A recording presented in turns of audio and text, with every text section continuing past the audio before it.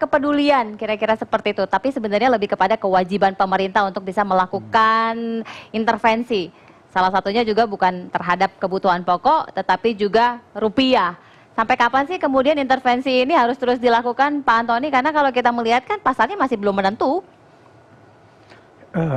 Iya, pertama saya ingin mengucapkan turut prihatin dan juga berduka cita kepada korban-korban dari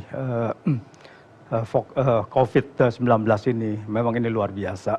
Dan bukan hanya di Indonesia aja ya kalau kita lihat ya, dan di seluruh dunia. Jadi kalau kita lihat adalah bahwa ini fenomena global, jadi ini sangat sulit sekali dan rupiah ini menghadapi tekanan. Jadi bukan hanya dalam tekanan internal, tadi disebutkan oleh Pak Iskandar ya, bahwa langkah-langkah pemerintah ini adalah juga harus memberikan kepastian. Dan itu sangat penting dari internal.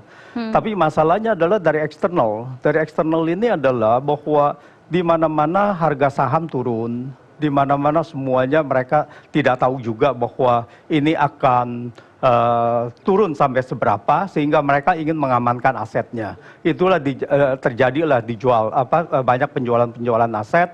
Saham ini adalah sudah terendah dari bukannya hanya era dari Pak Jokowi pertama 2014 tapi sudah menjadi ke pertengahan dari 2012. Jadi ini sangat luar biasa.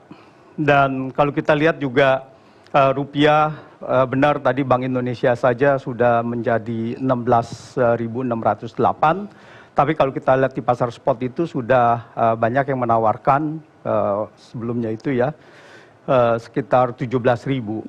Dan tadi Pak Peter Abdullah mengatakan juga bahwa itu kemungkinan bisa sampai ke 17.000 atau masih turun lah ya, bisa sampai 18.000. Kita katakan ini adalah bukan ilusi gitu, ini bisa benar terjadi gitu.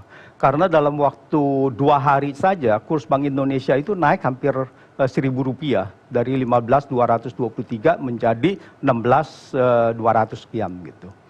Jadi sangat luar biasa kepanikannya dari ini. Dan ditambah adalah bahwa masalah struktur ekonomi Indonesia, berkali-kali saya sudah katakan bahwa struktur ekonomi Indonesia ini sangat lemah. Lemah dalam arti neraca perdagangan kita ini adalah defisit 2018 dan 2019 ini adalah defisitnya 30 miliar lebih. Neraca perdagangan, jadi artinya kita memerlukan uang masuk terus dari investasi asing dari PMA ataupun investasi portfolio paling sedikit segitu untuk mempertahankan nilai rupiah. Jadi pertama adalah secara fundamental neraca transaksi berjalan kita defisit besar. Dan defisit ini diperparah dengan defisit neraca perdagangan. Jadi kita tidak ada harapan lagi bahwa neraca transaksi berjalan ini bisa meningkat tajam. Neraca perdagangan kita itu tergantung dari harga komoditas. Kalau harga komoditas andalan ekspor, batu bara, sawit, karet, itu meningkat, baru kita bisa mendapatkan sedikit surplus mungkin. Dan juga kita tergantung dari untung saja kalau harga minyak turun, karena kita net importer. Net importer sekarang sudah lebih dari 50%. Nah, sehingga ini mengurangi tekanan terhadap kita punya neraca perdagangan. Tetapi itu tidak ini. Yang paling masalah adalah di dalam komponen neraca perdagangan yaitu pendapatan primer.